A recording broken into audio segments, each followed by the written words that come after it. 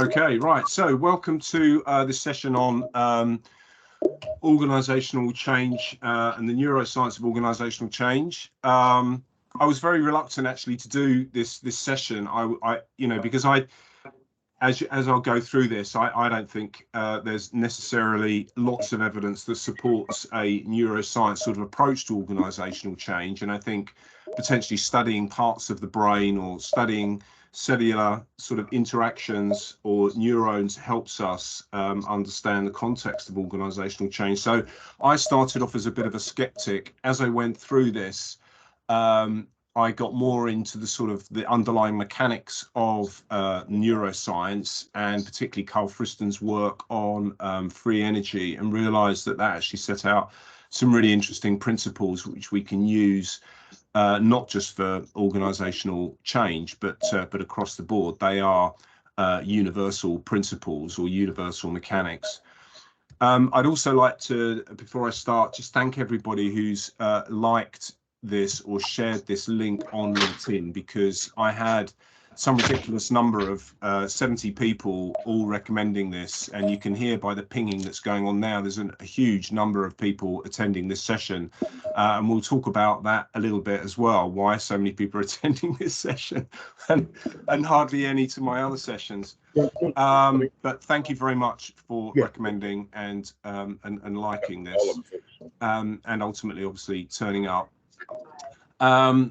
My other thing as well is just my sort of so I'm just going to mute this again, mute everyone, okay, because some people are talking, is that I always start by saying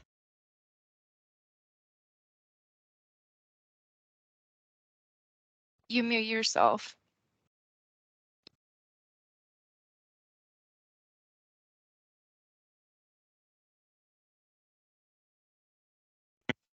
Can you hear me now? Yes. Okay, I don't know how that happens. Okay, so I was just saying, it's funny, I put myself on mute just as I was saying, don't believe a word I say. You have to question everything that I say. I'm in no way an expert on neuroscience. I try to get better at organisational change. But again, I'm no sort of sorry, someone's now taken control of, I'm going to take back control. That I'm not an expert in this area, but what I'm trying to do is just apply what's available, the evidence available in neuroscience, and trying to apply it to organisational change. And as Paul mentioned, there are books out there on organisational change, which I think, sorry, something weird is happening now. I've lost my slides. Okay, let's try again.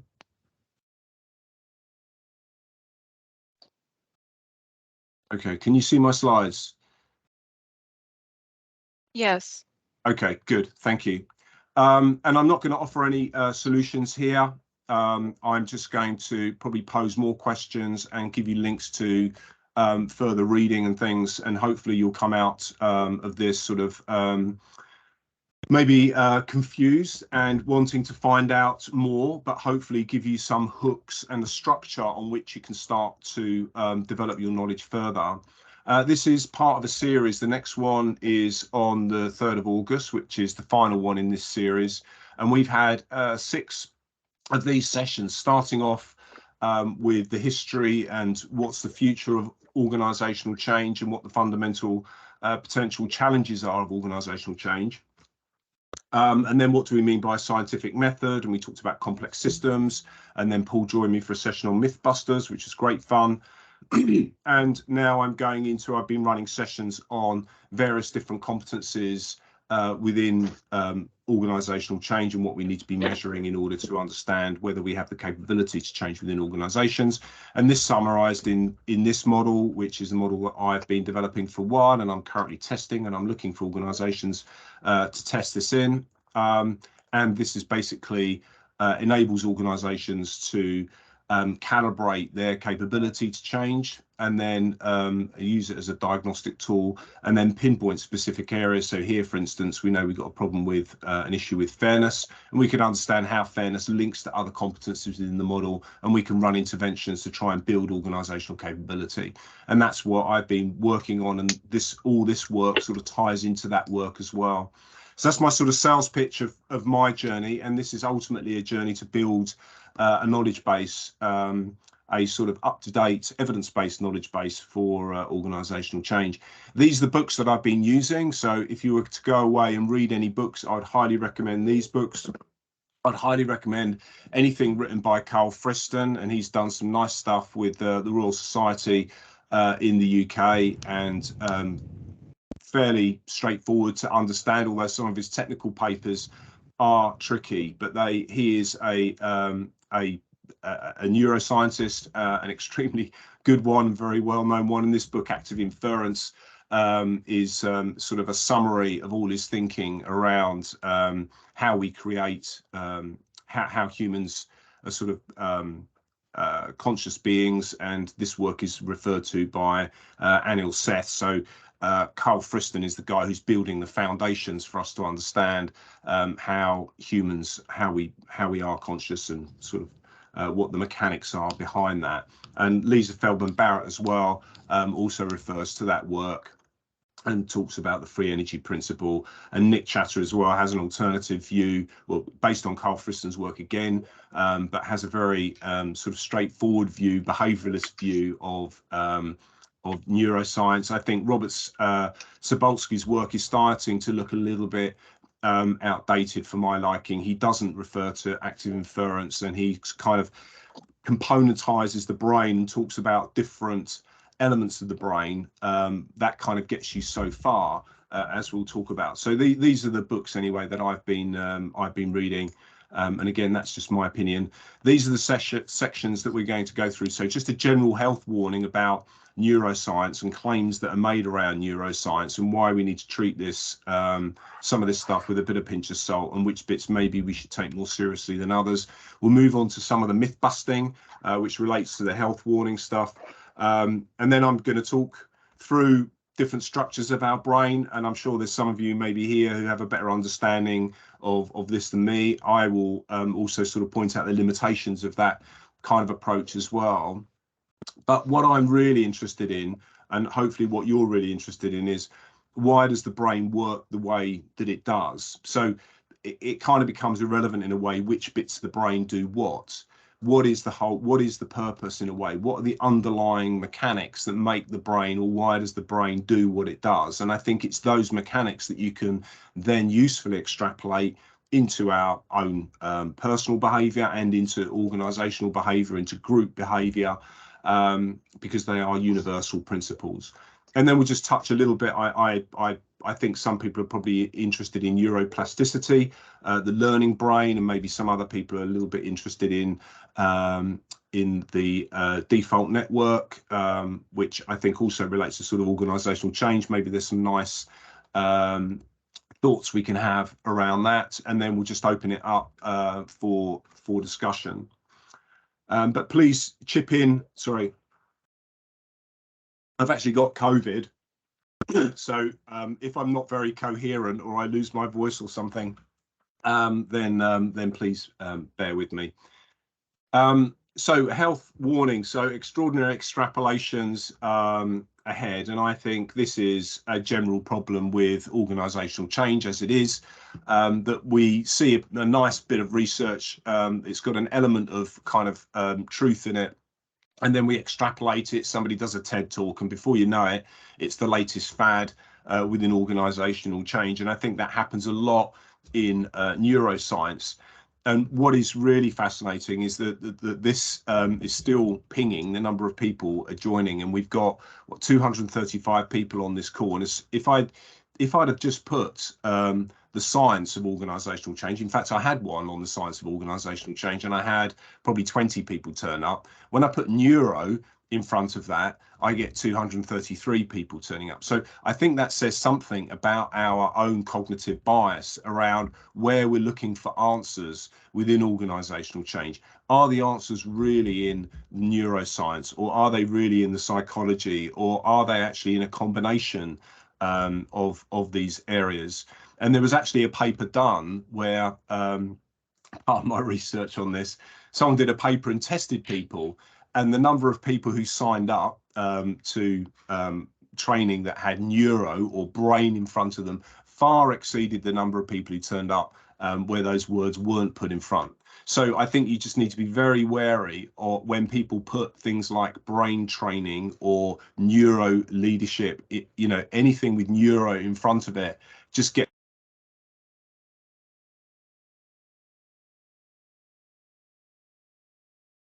You're muted again. You're muted.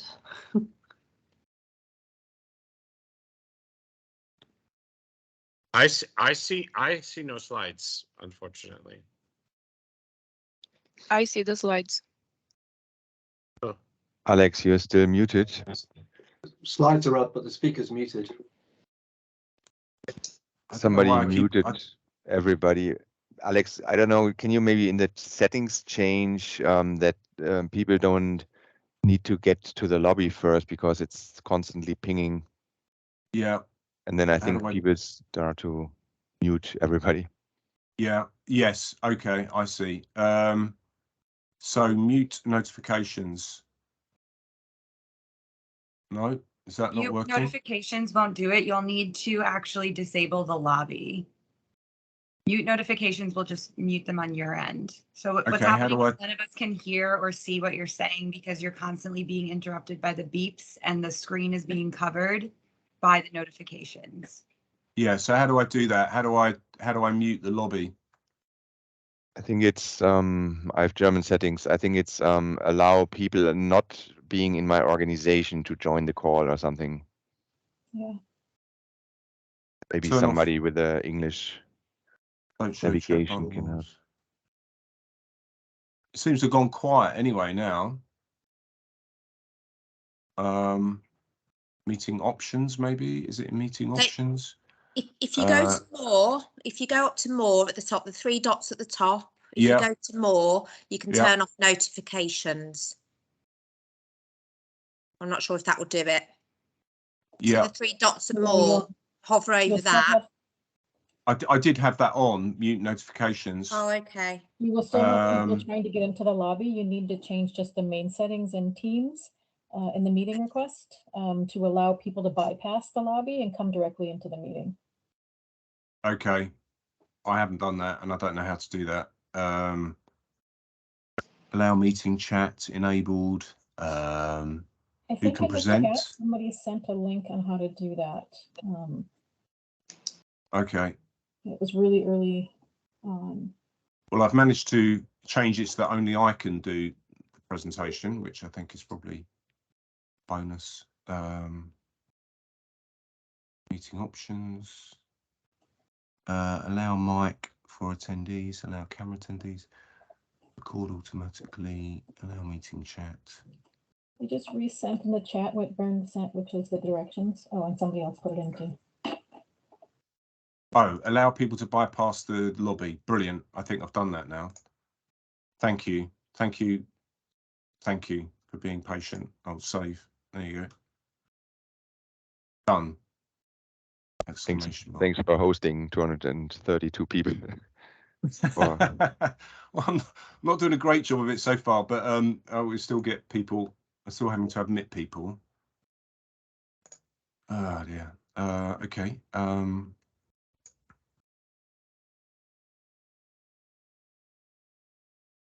I don't know. Yeah. Okay. Right. I'm going to lock the meeting. There you go. There we go. Lock it. There you go. I'm shutting the door. The door is now locked. Nobody's getting in the meeting. Okay, good. Right. Can anybody see my slides? Because I can't. You're no longer sharing them. So I'm going to have to share them again. All right. Okay, good. Right. Let's have another go. Thank you again. So we were here. So so here's a sort of health warning around research into neuroscience of organisational change. Thanks, Brad. Yeah, woohoo, we're off again. Good. And I think this is the problem with the books, and certainly a problem with the book, I think, that we referred to earlier about these books just use stress as a way of trying to make a link between neuroscience and change, that change is seen to be a stressful endeavor, even though there doesn't seem to be much evidence to support that. And it's because neuroscience uses stress, because stress is easy to measure, as opposed to you know, any other sort of positive effect type emotions. So there is an issue that we're biased by the research, or we draw extrapolations from the research that is available. So we'll talk about that.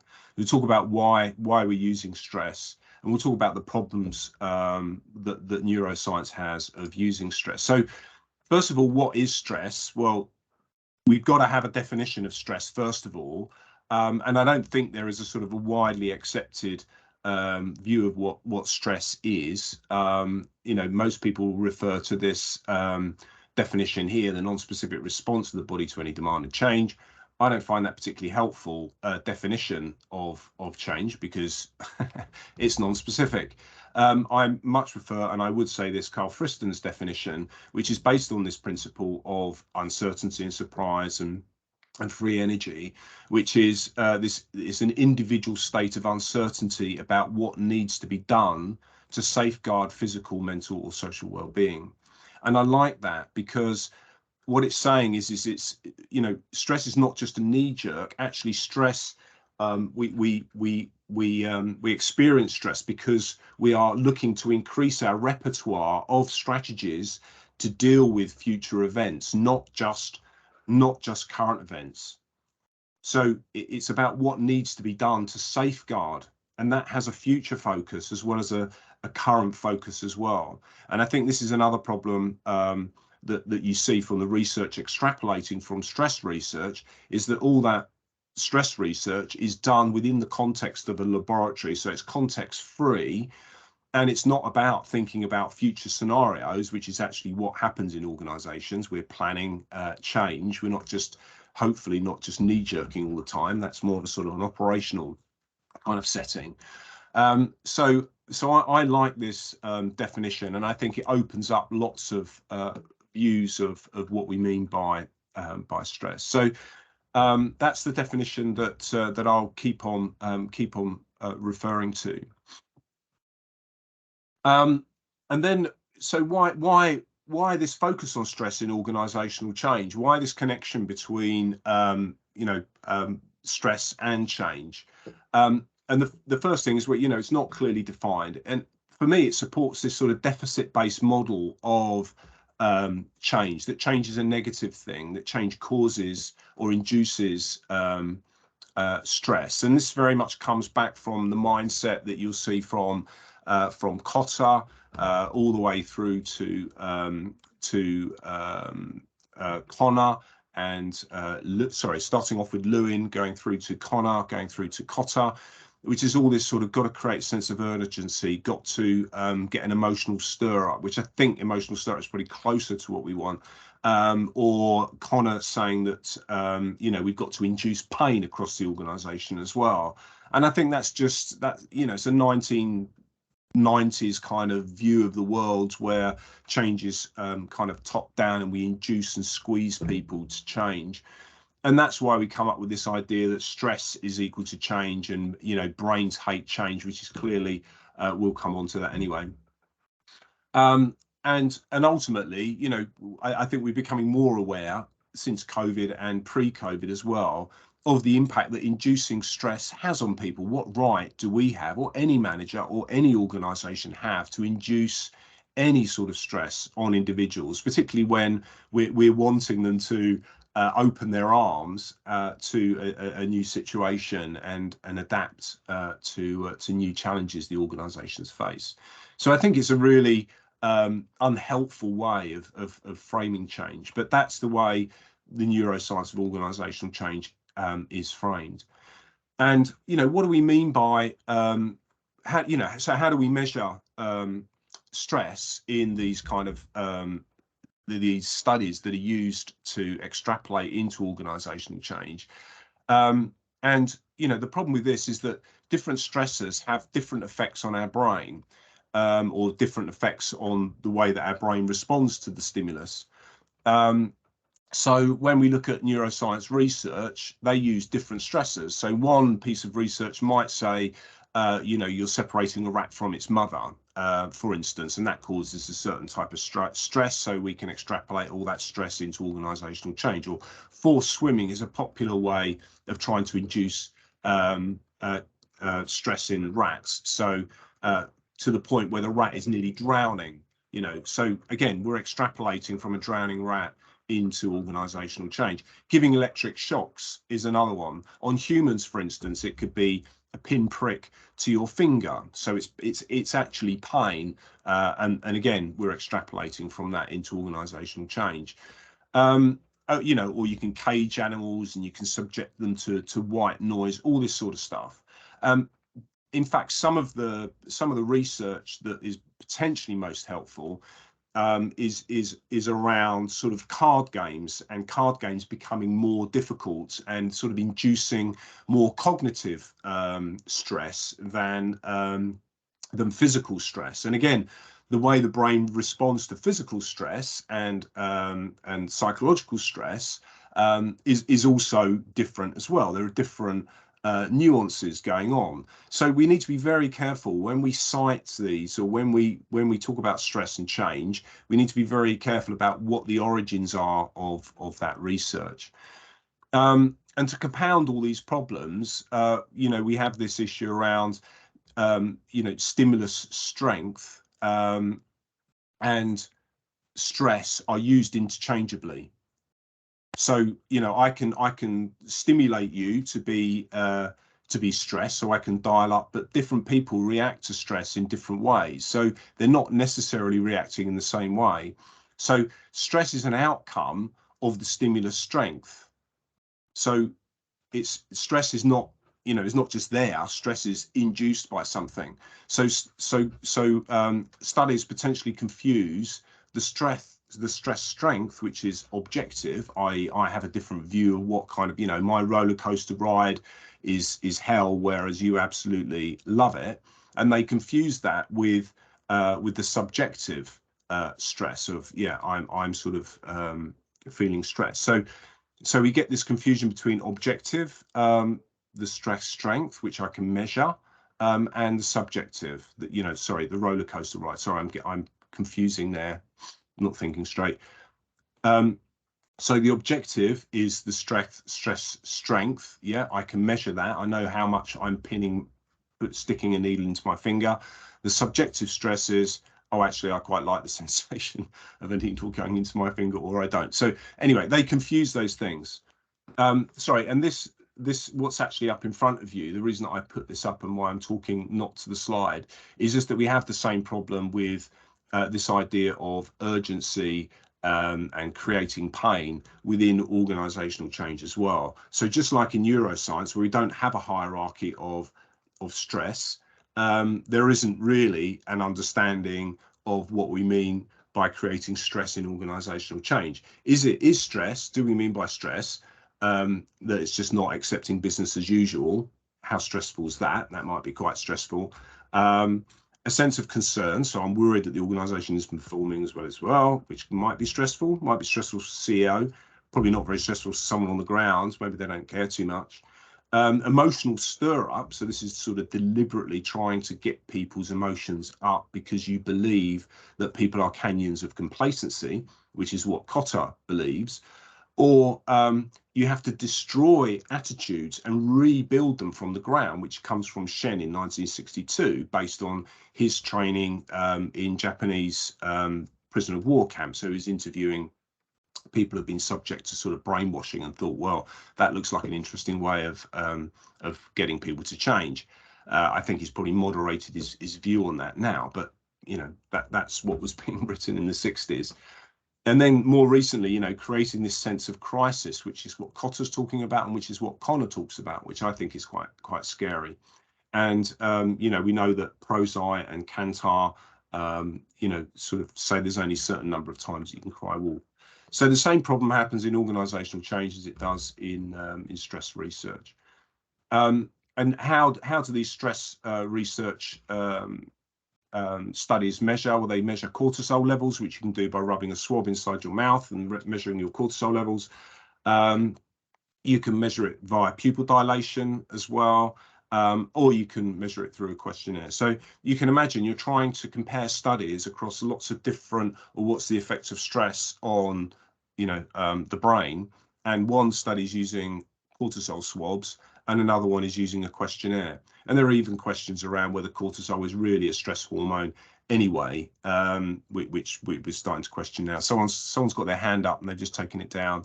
Let me just finish this piece and then we can reflect on what you want to say here. So I hope that kind of makes sense. Sorry, I got a bit muddled there. And then there's this idea around we can isolate, and this is the sort of, I guess, the historical way of analysing the brain, and I guess still the way that neuroscience runs, is sort of try and understand how different isolated parts of the brain, what their function is. And this has become very difficult because we know that the brain is highly interconnected, and where we get sort of myths thrown up around, you know, sort of left and right brain, or the reptilian brain, the emotional brain. So this has led to quite a few sort of myths that have come up as well. But we'll talk about that in detail later. And I just want to put this up. I know it looks kind of complicated, but you know, this is where I think organizational change is really, it has to be, that we have to consider emergent behavior. So we can look at neuroscience and we can look at different parts of the brain, or we can look at stress, and we can look at neuroplasticity or whatever it is. But at the end of the day, it doesn't help us understand this idea of emergence. And by emergence, we mean, well, my behavior emerges from some chemical reactions in my brain, from my context.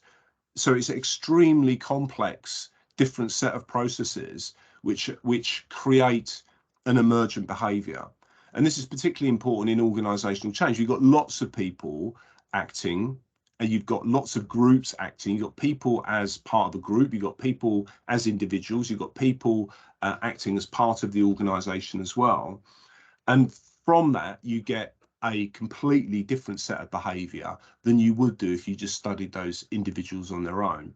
So in fact, studying a neuron, for example, is not going to get you to understanding why a whole brain acts the way that it is. And this is why people are so interested in complexity theory, because we're actually trying to understand the whole, rather than this sort of reductive view of, well, if we understand the chemical reactions in the brain, or we understand the underlying physics, we can then extrapolate into organizational change, or we can extrapolate into psychology.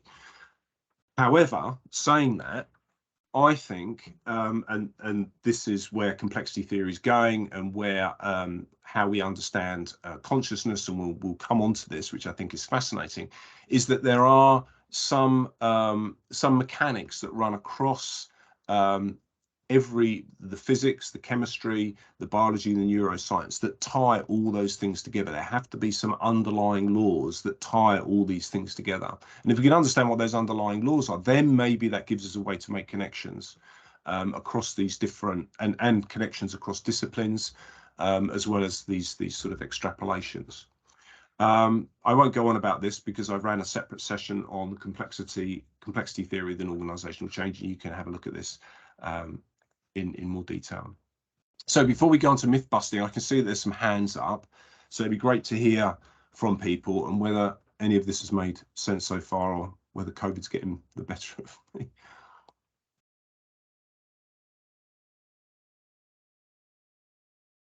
So Rana has got a hand up,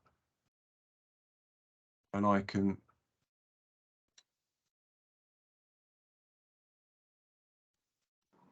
this introduction because what I would like to flag here is like the difference when you come from the global south and when you are from Northern America or certain countries, because first of all, I'm Palestinian Jordanian. I was born during a war. Both of my parents immigrated on their feet. The level of problems that we faced during our life was like here, okay? And then I went to study in Canada. And it's like a completely different, it's like the opposite side. And I faced a problem is my brain all my life was operating in very high adrenaline levels. So my problem became normality. And I couldn't make my teachers understand that normal or like life as it is, the way they live it is so challenging to me because I'm not used to this, because I lived a whole life of crises, one over another. And also I was a humanitarian worker. So I worked during the Syrian war for 6 years with people. And then I went to Canada to study leadership. And usually I don't find myself in the studies. Like when they present certain studies or give me studies about certain issues, I don't find myself in it. And I think that's a gap in certain sciences. And I just wanted to flag this because it's not only we are different in the way we react to stress, our brains are wired differently depending on our position in the world, our way of living, the geographical area we come from. And it's not easy to just even get yourself into something like this and try to understand it when it's explaining something that you don't even live. I think that's my point. I just wanted to tell you this. No, thanks, Rana. And we'll come on to how different contexts change the way our brains are and the configuration of our brain. And actually one area which is missing, which would actually be fascinating, would be people maybe like yourself or people who've come from sort of war-torn areas, how their brain is structured. And certainly I've worked in humanitarian, I work for Amnesty International, and certainly you need a certain type of personality to be able to deal with that kind of trauma that you see day in, day out. And there have been studies, psychological studies, not brain studies, but yeah, so very interesting. Yeah, thanks for that. I'm going to open up Sam. I think, I don't know how I did it before, but Sam? Yes. I had a question. I've been listening to Sam Harris's Waking Up app. Are you familiar with Sam Harris at all? I'm not, no. Okay. He does a lot of work with neuroscience and stress. And a lot of the things that he talks about are ways of getting around it with things like meditation, mindfulness, and also things such as microdosing on psychedelics. Have you ever used any of these methods in your studies in evaluating stress and the neuroscience of it? I'll come on to that actually. I was going to suggest psychedelics, and that's at the end of the presentation. But yeah, there is certainly what's called, the default network, and how we can sort of get into a state of being a bit more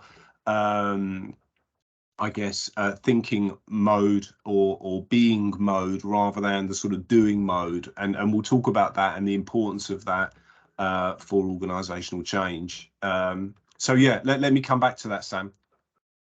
Thank you. Brilliant. All right, so we will carry on.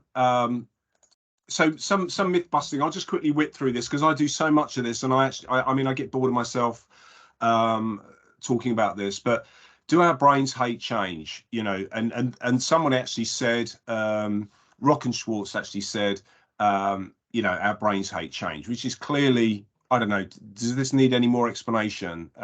Clearly nonsense. You know, our brains hate pain, not change. So all the research that they quote is around these pain, around drowning rats, around sticking people with needles and stuff like that. So we know that our brains hate pain, but how do you get from pain to change is the question. And, you know, it comes on to this sort of grounding of, you know, if organisations want to create change, then they've got to create pain, which I think is just very unhelpful.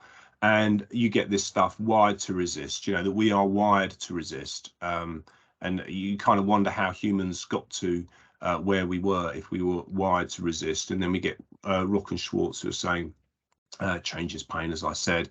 And Daniel Goleman talking about amygdala hijacks, that, you know, that as soon as we feel any sort of stress, we get a hijack, and our prefrontal cortex, or our thinking part of our brain, the logical part of our brain, gets overtaken by our amygdala. And this is a sort of classic scenario: change or ambiguity, threat response, fight or flight, distraction, anxiety, fear, can't think well, poorer decision making, and then poor performance, and then we get more anxious. So we're on this immediately, as soon as someone mentions change, we're on this downward spiral of getting stressed. And this is taken from a book that was mentioned earlier, which anyway, I don't think that's helpful at all.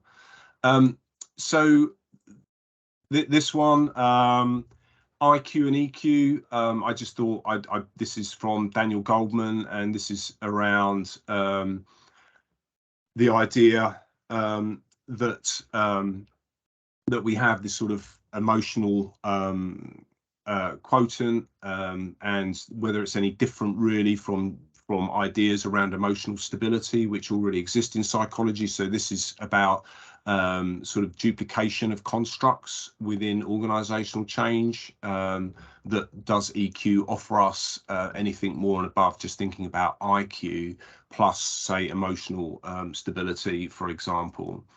And then we get the inverted U, which is a 100-year-old idea from Yerkes and Dobson, where they used dancing mice and gave them electric shocks, and then and showed that actually if you give people electric shocks, it improves their learning. Well, it kind of would do, wouldn't it? If you know, if you were going to get electric shock every time, you would sort of learn not to. You know, it was broadened even further to say that there was a positive relationship between anxiety and performance. And the claim sort of overlooked human studies showing that higher levels of stress reduce performance. And, you know, the original research, you know, wasn't great and it was inconclusive. And, you know, again, these are lab studies. They confuse subjective stress with objective stress. You know, habit formation doesn't equate to, you know, or habit formation with doesn't necessarily equate to goal-directed behavior, which is around performance, and we'll talk about that later, that they're actually two potentially different things. So yeah, lots of and more recent studies of 52 human studies from 1975 to 2000 weigh the evidence heavily in favor of negative linear relationship. So there isn't a bell curve relationship, there's a negative linear relationship between stress and performance. And only 4% of studies support the idea of an inverted U. So so that, you know, again, but we see this repeating all the time, that we need to create stress in order to create change. You know, and what the evidence does actually tell us is that stress is highly nuanced, depends on the individual.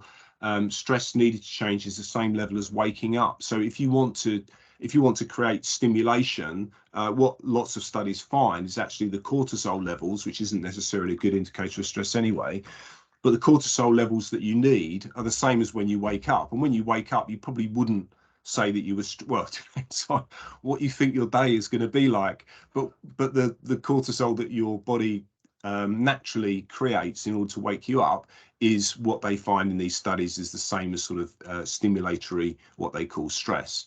And this stress lasts for around about 2 hours. So it's not stress that's going to create change, because it's only lasting for about 2 hours. And if you were creating these levels, if you were creating that level of stress, or you had that level of cortisol in your blood for longer periods, then it affects the neuroplasticity of your amygdala and your prefrontal cortex as well, and would actually cause depression, you know, if it was happening over days and weeks. So if you were going to do that in an organization, all you're going to do is end up with a lot of depressed employees who are probably going to sue you.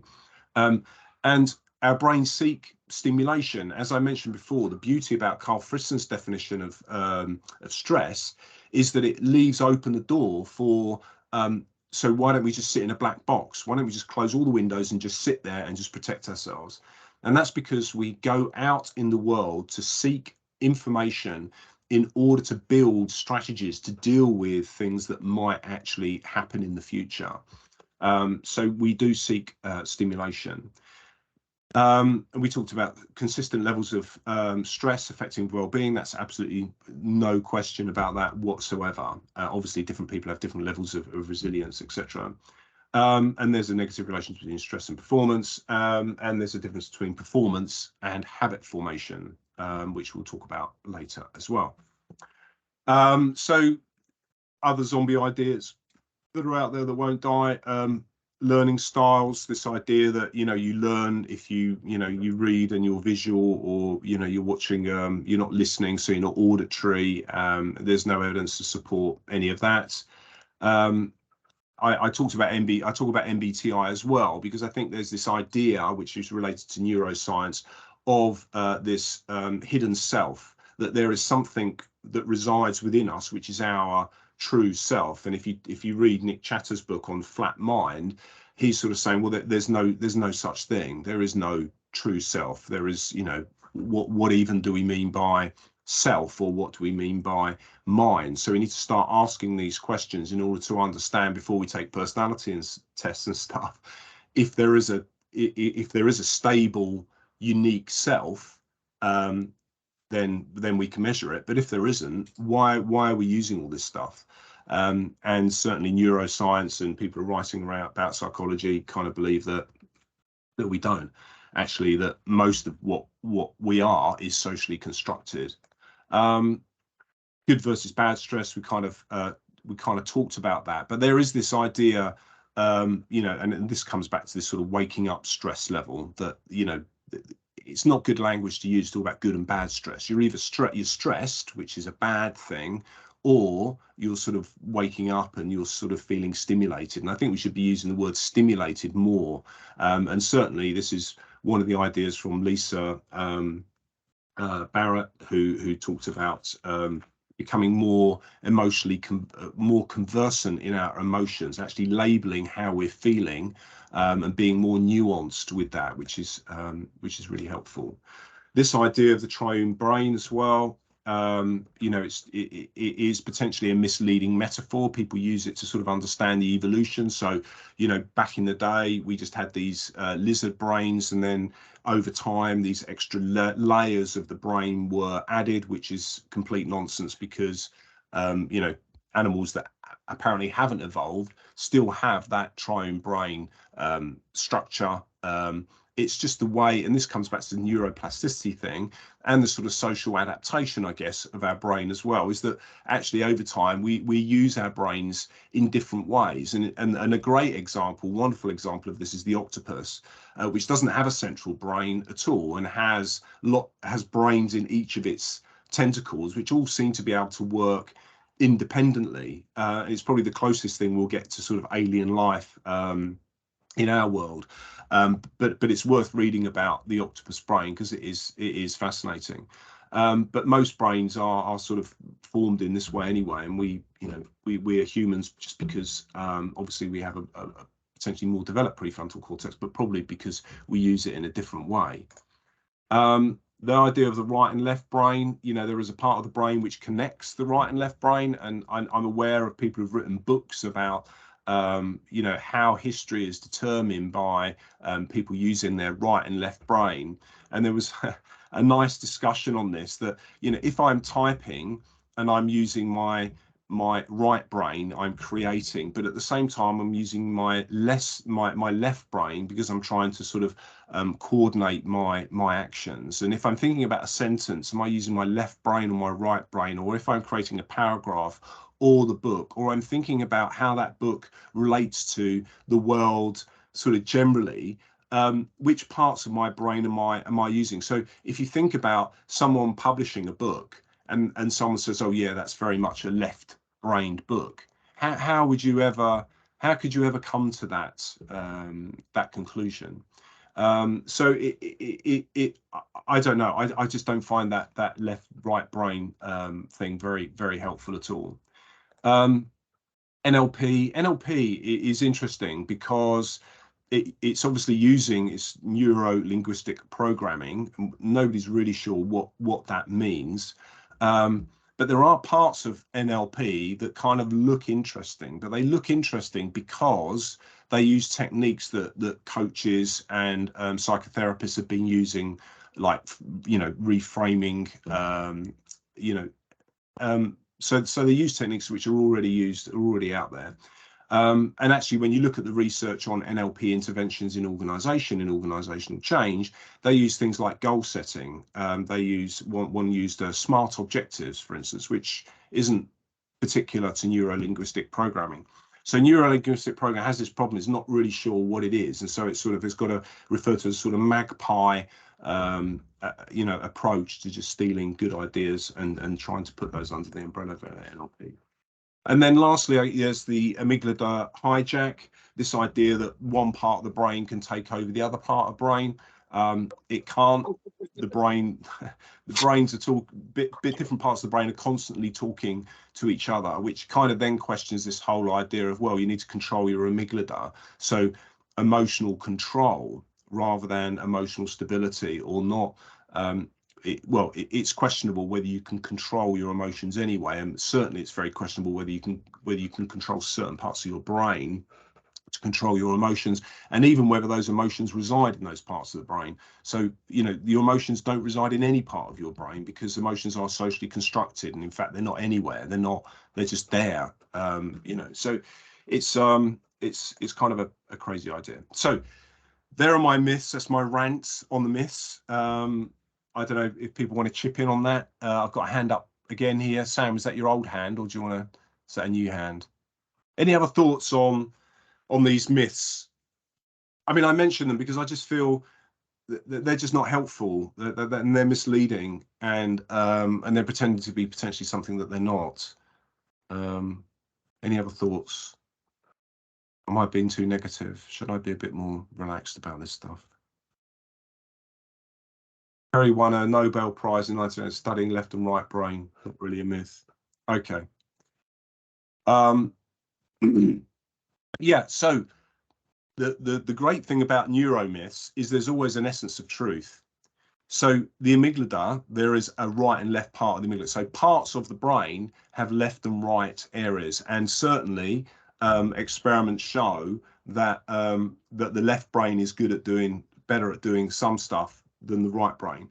But the idea that these two areas, sort of don't talk to each other, or that you can be more right brain than left brained, i.e.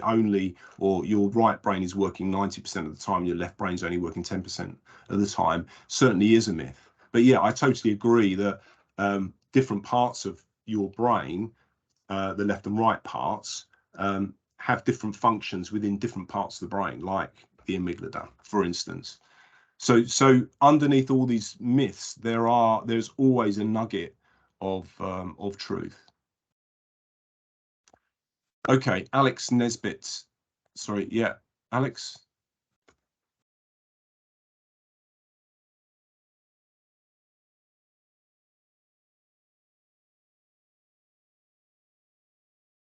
Okay, I'll move on then, unless Alex is trying to talk and I can't. Oh, Alex, you're there now. Yeah, no, I was going to say, I'd like what you're saying. I mean, the other ones I might put on your list would be, I think people talk a lot about mindsets without really having any basis in, like, what is a mindset? I mean, it's kind of a conceptually an idea, but nothing I think rooted in particularly in neuroscience, would be another thing to focus on. The other one would be, I think Kahneman's, type 1, type 2 also becomes a bit problematic for people because it kind of takes you back to that reptile brain notion. And even Kahneman, in his text, I believe said, that this was really more of a simplification of how it works as opposed to how it actually works. And if you read Friston's work, and all the work associated with that, it's, there is a certain amount of, if there's no surprisal, right, lower parts of the brain are going to be able to handle things much more quickly than if there is surprisal, right? So it's more of a continuum than a type 1, type 2 type of structure, I guess. Yeah.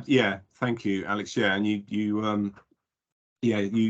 described that very well, I think. And I think, Daniel Kahneman talks about the type 1, type 2 as just being sort of stories, really. They're characters in a book.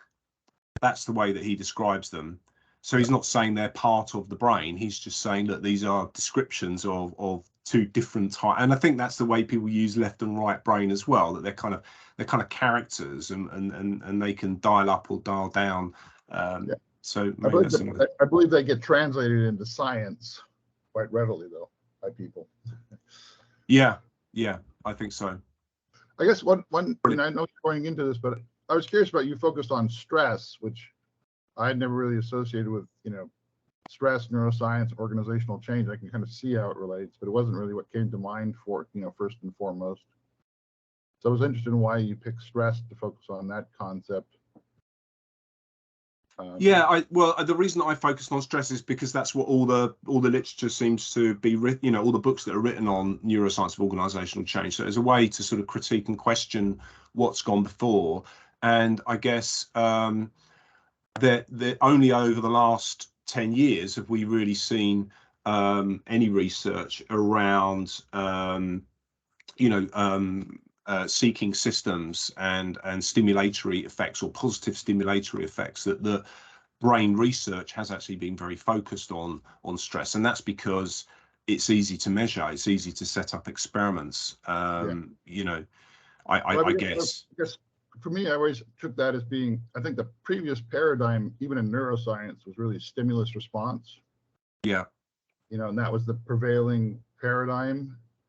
And Friston's work in particular kind of undercuts that quite considerably and opens up this whole notion that we actually will be stress seekers in certain cases, where we're curious and where we need options, we will seek stress, not necessarily avoid it, if it helps us explore the environment more effectively. So brilliant. Yeah, let's hold that, and I'll move on. Because I'm going to get into that now, because I think that paradigm, that Friston's paradigm, is a lot more helpful in its for its application to. So let me move on to that. And I've got Ngozi. Hey, just a very quick comment. The mindset comment that was just made, and I think the comment about where people grow up in different regions, makes me think about something I think from when I was studying change management back in business school, the concept of mental models. So heading into a situation, the way you frame that situation could impact whether you have stress, whether you're open to change, whether you show signs of resistance. I wasn't sure if you incorporated that into some of the things you talk about when it comes to neuroscience as well. Yeah, so we'll come on to mental models, and that's certainly a strong part of Friston's work as well, is around generative models in our brains that we're constantly sort of updating. So yeah, we'll definitely come on to that. Brilliant. Okay, good. Well, thank you for engaging, because I guess it shows that this is this is interesting. Okay, sorry, someone else. I'm going to take back control. Someone's taking control. Okay, right. So yeah, and this is this whole thing about different areas of the brain. How useful is it? So I can run through all this now, and I'm not going to, because you'll soon start to leave the session. But this is what Sabowski does in his book Behave. He goes through all the different parts of the brain and talks about kind of what their function is and stuff, which is really interesting, a really interesting read, and I would highly recommend it. It's a big slog. But the primary motor cortex, for instance, produces skill and movement. So it's about how we do things. The pre-SMA here at the front, is really interesting. Its potential role in change or challenges. So it acquires new motor skills, and it's about motor selection. So if you're talking about behavioural change, this is a key area in behavioural change. Then we got other bits here, the anterior colliculate cortex, a process that's sort of gut feelings, and so it brings gut feelings and your sensing together, and helps you out when your behaviors hit a snag. So rather than your amygdala just going off on one, your ACC will sort of try and say, right, so guys, how do we overcome this? So it processes introspection, which is the sort of gut feeling. So how am I feeling about this now? And conflict monitoring as well. So all this doesn't seem to be quite working. Why am I working this way? So maybe our ACCA is really something we should be dialing up during change, to try and get that introspective feeling about why we are feeling the things that we are. And then we got things like the striatum, which is interesting because that's a sort of a reward processing area linked to learning as well. So it's dedicated to achieving successful behaviors. So it's looking for strategies and finding rewards for those strategies. So, I mean, this is interesting, isn't it? This is interesting to know what these different bits of the brain do. But then the question is kind of, how does it all fix together?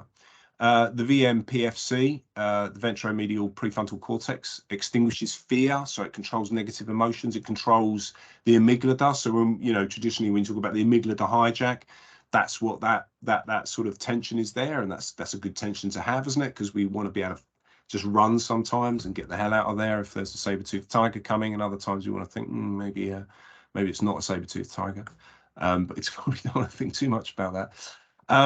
So this is interesting, and we will go through what these different functions do. Before we do though, I think it's really important to understand what we mean by uncertainty and an uncertainty in organizational change, which is often seen as being the sort of driver of stress. So we've got different levels of uncertainty depending on different types of change. So this is contextual richness that, as change practitioners, or if you're involved in change, we need to really think about. For me, this is the sort of starting point. What kind of change is this?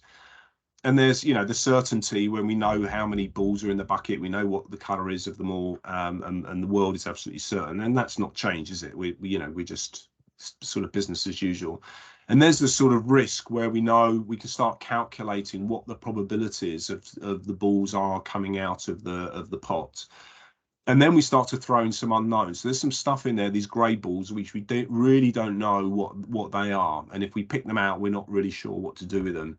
And then we got a bucket of complete unknowns. So unknown unknowns, basically, which is, ultimate ambiguity, I guess, ultimate sort of uncertainty. And then we get these what are called these black swan events, where we put our hand in the bucket and in fact we're holding a bomb, and it just sort of goes off. It's the sort of COVID scenario, I guess. And I've tried to sort of scale here, although this is all very, context heavy, what our stress reaction might be to each of those different levels of uncertainty. So, our brain can handle, probabilistic things, unknown probabilities or outcomes unknown. Where it starts to struggle is where it's got nothing, it hasn't got any experience to hook any of its sort of habits onto, or anything that it's learned, which are these unknown unknowns, where we start to get more sort of acute stress. We struggle to recall memories, and we start to sort of panic a bit. And then we get these very high levels where I don't know if you've seen anyway, I won't go into that, but this sort of toxic or chronic stress, we get very, very high levels of stress. And all that is obviously mediated by the context, by people's personality, by how much they trust their leaders, by different concepts around organizational justice, which we'll come on to. And then you get these behavioral outcomes according to that. So in the bottom scenario, where nothing is changing, there's no learning, when there's risk, and we've experienced it before, and we are seeking a particular goal, then we take on certain strategies. If the world is completely unknown and we're not really sure what to do, we might just revert back to our habits at high stress levels, and we just keep on. We get caught in these habitual ruts, which is actually the sort of description of depression, where we just keep on doing the same thing and we can't get out of it because we just can't find a way out. And then when everything breaks down, like COVID-19, we get this sort of meta learning, which is, okay, right, we're all working from home now, and we completely challenge the way that we see the world and the way that everything is run. And for me, the challenge with organizational change is to try and, in some ways, we're trying to get to a meta learning. We're trying to question the way that we question without having a black swan event, really. So that's just my thoughts on that. And so the process sort of starts with, we have a bunch of prior beliefs which sit in our hippocampus, our memory supposedly, and this is all very, very crude. And then we have, our lateral prefrontal cortex, which is sort of processing information and integrating how we're feeling with what we're seeing. And then we got a sensory cortex, which is getting all this information from the outside world, from our eyes and ears and all the rest of it. And it's trying to make sense of kind of what's going on. And I've sort of related this to I think two sort of very good models within change or behavioral change. One of them is the COM-B model, which is about capability, opportunity, and motivation, and the theory of planned behavior, which is Arjan's work, which has been used a lot in helping people with sort of drug addiction and smoking cessation and stuff like that. And this is really sort of saying, well, we have to have beliefs around capability or efficacy that we can do. So that's number one. Number two is that, there must be some motivation to change or to adapt. So we must have an attitude to want to adapt. So we must feel we can do it, and we must feel that we want to do it. And there must be an opportunity to do it, to demonstrate the behavior, and there must be support behind us as well. So we look around us, our sensory perception is sort of saying, oh yeah, I can see my friends in the organization doing it. So there's got to be an integration of those three things. And I think it's no coincidence that the COM-B model and the theory of planned behavior, I think, talk about the same things. And I think you see that in the brain when we're thinking about making decisions. We're thinking about, okay, what's my past experience? Do I feel I can do this? What's my current motivation for doing this? And what am I seeing around me? If I trip over trying to do this, is someone going to help me and get me back up onto my feet? And can I see an opportunity to demonstrate this behavior? So I think it's a nice, sort of starter for 10 for how we can relate change models to how our sort of brain works. And then we move on. So we have those three things inputting into, okay, so what's the goal? What's my view of the world? Where do I want to go?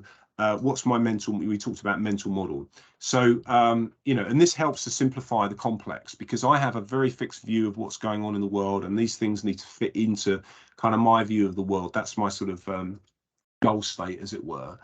And then do I feel this is that this is achievable? So is the mental model, does it clearly fit with my goal state, with my mental model?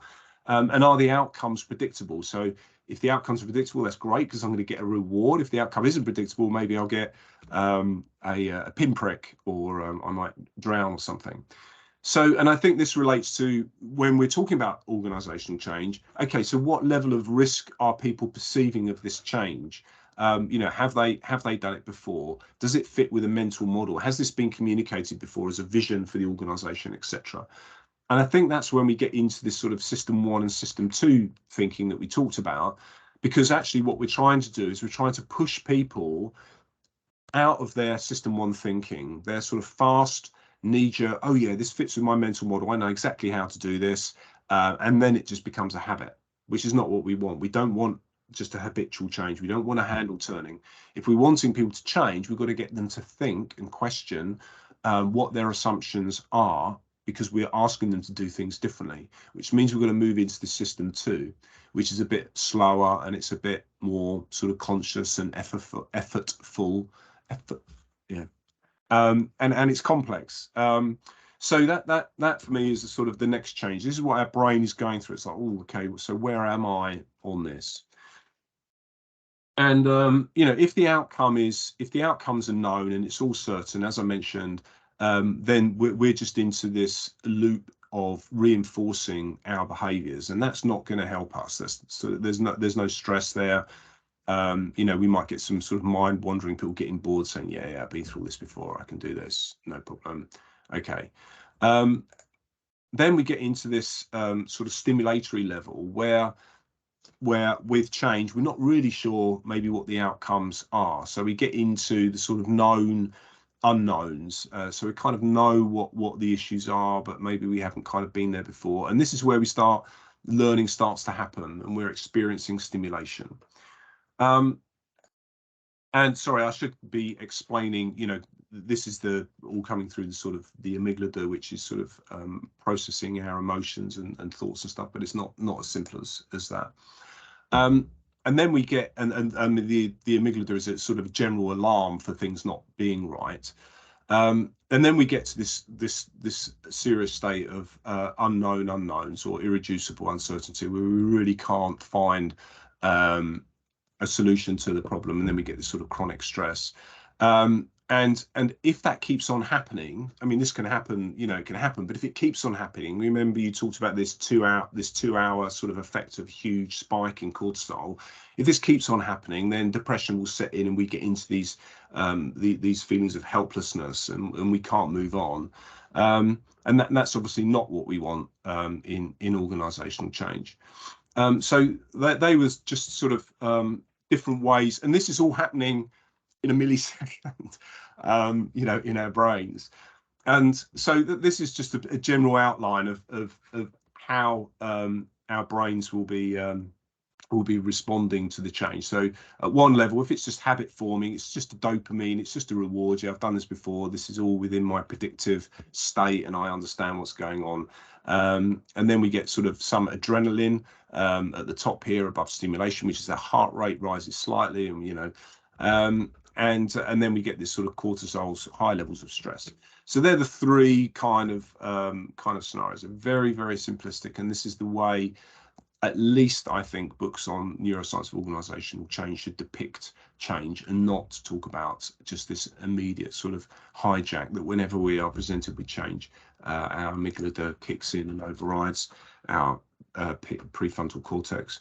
And I think this is really helpful. I posted on this, and this is supported by research as well, a really nice way to categorize the change. So if you're starting change, you could say, right, well, this is just a compliance issue. This is just a habitual thing that we want you to do, which is around safeguarding policy, for instance, or procurement procedure. You have to follow this procedure. There is, the outcomes are very clear. We're going to get taken to the cleaners, in court or whatever if we don't get this right. So that's a compliance issue, and that's no-nos. Then we get the consultative, which is, well, we kind of we know that these things have medium impacts. They've got medium risk. There's a degree of uncertainty. There are very, very few alternatives because we kind of know potentially what the unknowns are. And so you're going out to consult and you offer people maybe, a few scenarios, and you get people to debate and think about what those scenarios might be. And this is restructuring. So restructuring, we know we need to reduce costs. How are we going to do it? What's the most optimal way to do that? And then we get the co-creation, which is unknown unknowns, where nobody's idea of what's going on is any better than anyone else's. So everybody's in the same position, and this is just a co-creation opportunity. And I think when we're living in a VUCA world, in a complex world, this is potentially a great solution, isn't it, for that? Or even if we're discussing, okay, well, what sort of behaviors do we need to improve? This is the kind of scenario that we want to be in. So I think it's just interesting. And if you watch the video that I did on fairness in decision making in organizations, you can see this is a nice structure for being very open and honest about how we're going to make decisions in the organization, which in turn reduces levels of uncertainty. Because although I might be really uncertain about what the hell's going on, at least I'm certain about the method that we're going to use to address that problem, which is, you know, co-creation. And so just generally in summary, and I'll introduce some words here, which we're going to go into in the next session, next part, is, you know, we're basically sort of being run by our goal system. So our goal system is saying, right, you know, we need to get somewhere, we need to do something. And then we look at the context. So we're looking for contextual cues to understand what kind of behavior, what habit we should adopt. So we form these habits, and we go through a sort of this sort of mental model, and we sort of say, okay, you know, does this habit actually fit with my view of the world? You know, and your memory is activated. Yeah, I can recall. Yes, yeah, I think it did work in this situation. And then you know, deploy the habit, and then there's a certain outcome, and it's fine. Yeah, okay, yeah, that all worked fine. But if it doesn't work, then there is this, or if you want to get people to change and question their habits, then there's this inference, which is, okay, so what was it that that caused that behavior? What is it within my thinking that's making me act in that way, and how do I get a different outcome?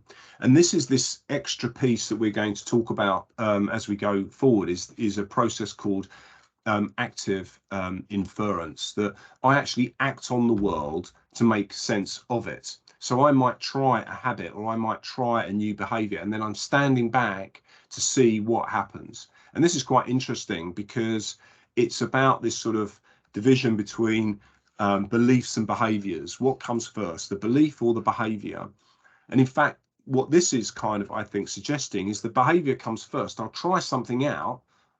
The behavior will come first. I'll try something out, and then I will infer. I'll try and understand what that behavior led to, and then I'll change my beliefs according to the outcome of that behavior, and then I'll go through the loop again. And this process called Bayesian updating, we'll talk about that. But I think it's just worth distinguishing as well between prediction. People often say the brain is predicting, which is, you know, this idea that we don't have a model and we're just kind of turning the handle and doing stuff, and we're doing it through trial and error. So I don't really understand the relationship between my behavior and the outcome. I don't understand the relationships. Whereas inference helps us build the capability to understand, okay, so when I do this, this happens. And so that's a much richer sort of understanding of the interdependencies between, you know, what different behaviors, what impact they have. So yeah, one is called model free, and one is called well, the goal directed behavior is model dependent. So it's saying I've already got a model of what's going to happen, and I'm testing that model. Prediction is model free. It's a black box. I don't know. I'm just going to try stuff and just see if it works. And it's just trial and error, which is not very efficient, but works sort of 80% of the time when we're, you know, walking or whatever. So we get these different ideas, and this is the crux of the presentation, really, that though all those things that we talked about, I think, are summarized in these 6 areas. So this is the first time I think maybe anyone has talked about this stuff. So let's see how it goes. I love the idea of entropy. So if you imagine a drop of ink falling into water and it just dispersing, yeah, it becomes nothing. You just end up with blue water. So a drop of water drops into water, and it was a drop of water, and now it's just water. So entropy is when something becomes nothing. So we know that we are something. So consciousness starts off with the idea that we are something. So we don't want to decay. If we decay, we become nothing. We become soil. We become indistinguishable from a rotten apple or from anything else. Yeah.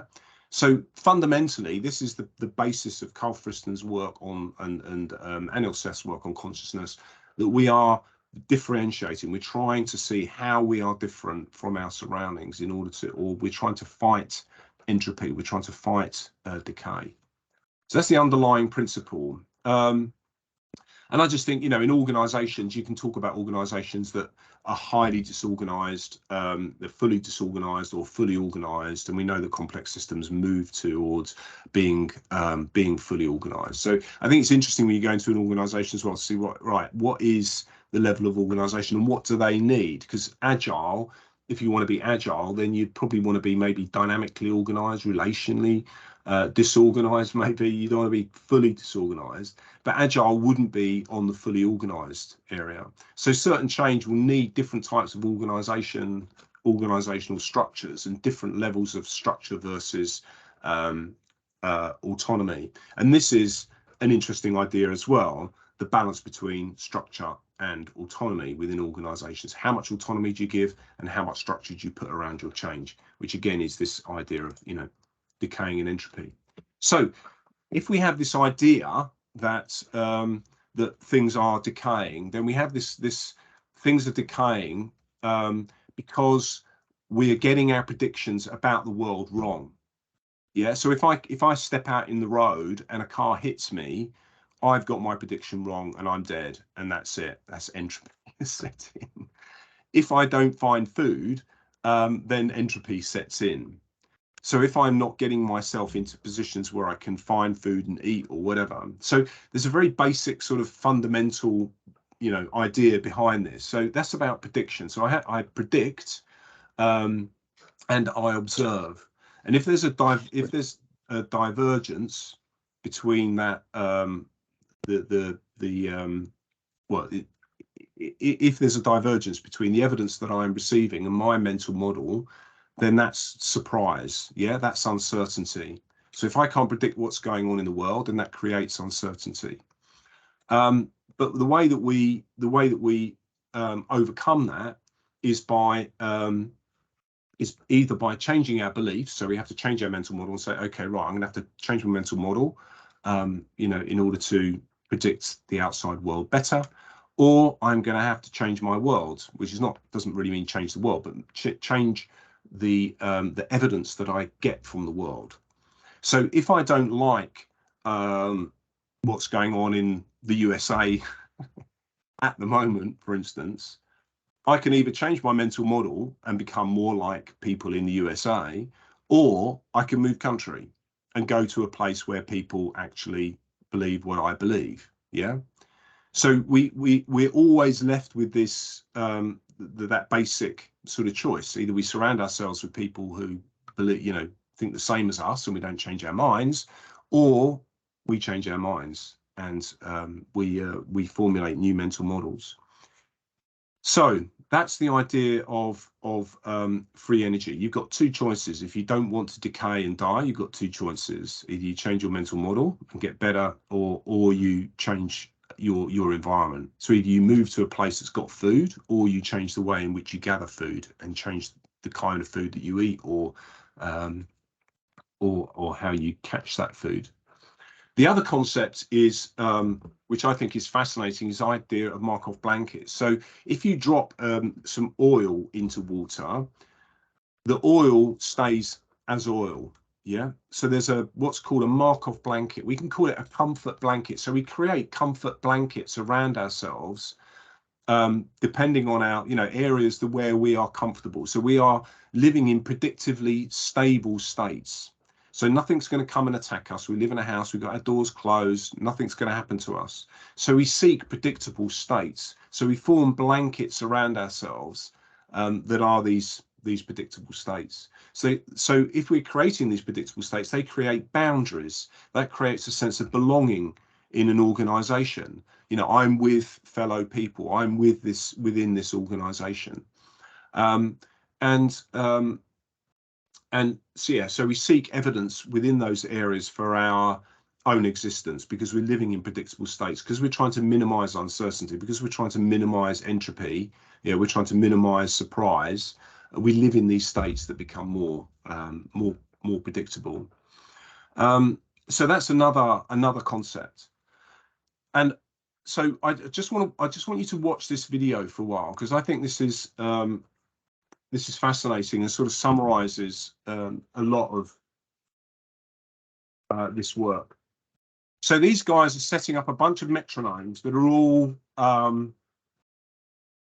ticking or whatever, beating differently.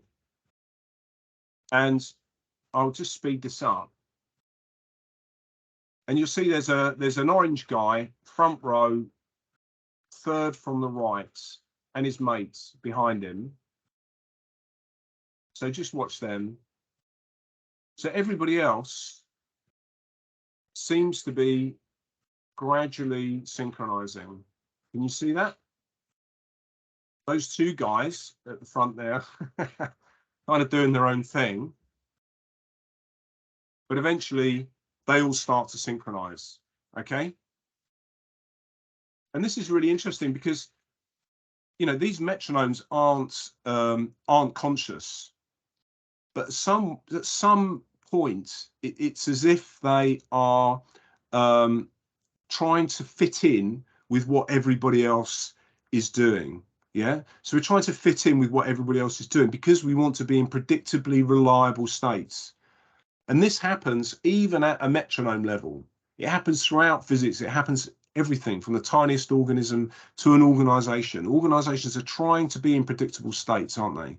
They're trying to make money. They're trying to know how they make money. And that causes change, because when the external environment changes, they then have to change themselves. And the way that these metronomes synchronize is through the transference of energy through that white board, the vibrations through the board, and they all just start synchronizing together. So they are not conscious, but there's something very magical happening that creates this synchronicity. And that sort of really underpins this idea of Markov blankets, that although those metronomes are all individual, we can see physically they're all individual, they're all trying to fit in together and they all start beating together. And this is why, you know, Markov blankets are great, because we just get higher and higher levels of comfort within our world. So how does all that happen? How do we get that sort of transference of energy, or that transference? So this is, if we're going into organizations, we'll have an idea of what that organization is, and we're trying to sync with that, or we're trying to understand what's going on in that organization. And we'll start off with our own knowledge. We'll have our own experience, and which is our current beliefs. And then we'll go in and remember we talked about these, we're going in and we're sensing what's going on. So we gather information, organizational, stakeholder, academic information, and we start to pull all that together to get a better idea of how that organization works. And this is how, and that becomes a future belief. And then we take that future belief then becomes our current belief. And then we go through that process again. And this is what our brains are doing. They're constantly iterating through information transfer or energy transfer. They're constantly trying to align our beliefs with what's going on in the world, and we're constantly trying to correct what's going on. And remember, if we don't correct our beliefs, either we change the data, so we change the sensory input that we're getting, or we change our mental model of how we're viewing the world. And this is just to say that, our beliefs come from, lots of different areas. And this is why it's so important to constantly question our beliefs and our assumptions, is because we're very good at projecting, because we're looking for certain states. Yeah, we're trying to minimize surprise. We're always projecting onto the world our views, and we're always looking, what's called confirmation bias, for example. We're always looking for things that confirm our view of the world. So when a guru comes along and says, right, yeah, this is, and it fits with, oh yeah, intuitive, oh yeah, no, that's all very logical, that becomes part of our belief system, even though maybe it's not based on logical deduction or is not based on reality or any empirical evidence. And this is why an evidence-based approach is so important, but I won't go into that today. And that's why we end up with all these confirmatory biases. You know, we get cognitive biases like confirmation bias. We're always looking for information that confirms our world. We have outcome bias. So if we get a certain outcome, we sort of retrospectively rationalize the steps that we got to get to the outcome. So, oh yeah, no, we got to the outcome because we did X, Y, Z, when in fact we didn't. So we look backwards and reinforce our predictive state by, you know, we've got authority bias as well. So people have got authority, you know, they have a bias. We get halo thinking and group think as well. The group think again, you know, you can see all those metronomes moving together. So we're looking for predictable states. So groupthink is a very attractive thing for our brain because everybody's going, oh yeah, no, that sounds right. Yeah, we're all in a predictable state. We all understand what we're thinking. That's great. So yeah, it's very, it becomes lots of biases that we need to. So then we get to this final idea around active inference, which is that we are sort of projecting onto the world what we think it is. And then we're looking for sensory information that's coming back from that world. And then we're using that to confirm whether the world that we live in is really the world that we think it is. So we play back our beliefs. So we infer what's going to happen if I do something, I do it, and then I go, yeah, that confirms what I thought, confirms our understanding of the environment. And what that does is it reduces the amount of energy that we need to sort of live in our world. And you know, then we're constantly optimizing our beliefs given the information from our environment. And this becomes, again, it becomes quite dangerous because we're always looking for information that confirms our beliefs.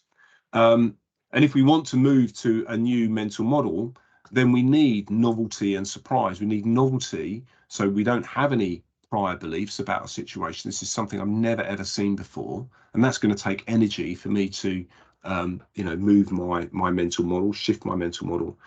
And surprise is different because surprise is the difference between what I believe will happen and what actually happened. So if we want to get people to change, or we've got to introduce some kind of surprise and some kind of novelty. We've got to be able to say, right, we're going to create some difference between, you know, what you believe and what's actually happening in the world. And we're going to, you know, create, you know, it's got to be some sensory input into that. So yeah, people. So this is, I think, a really interesting idea for trying to create behavioural change. Okay, sorry, I'm losing my way and struggling a bit. So let's open it up and just let's get some questions going on this, because I know I've covered a lot, but I think these principles, these ideas, really help to bring to life what our brain is trying to do day to day, and why our brains can change, and under what conditions they can change, because we're looking for always looking for surprise and novelty to build strategies for us to be able to deal with future challenges. So is there any hands up, or is this just all very confusing and not very clear? Oh, there's a hands up. Thank you, Karen. Karen, do you want to, are you talking or? There we go. Okay, Yeah, I think I can I'm hear unmuted you. now. Brilliant. I was interested in how what you think about polyvagal theory, but how it might fit in here, and using that with interpersonal neurobiology to think about the complexity of emergent interactions. Oh God.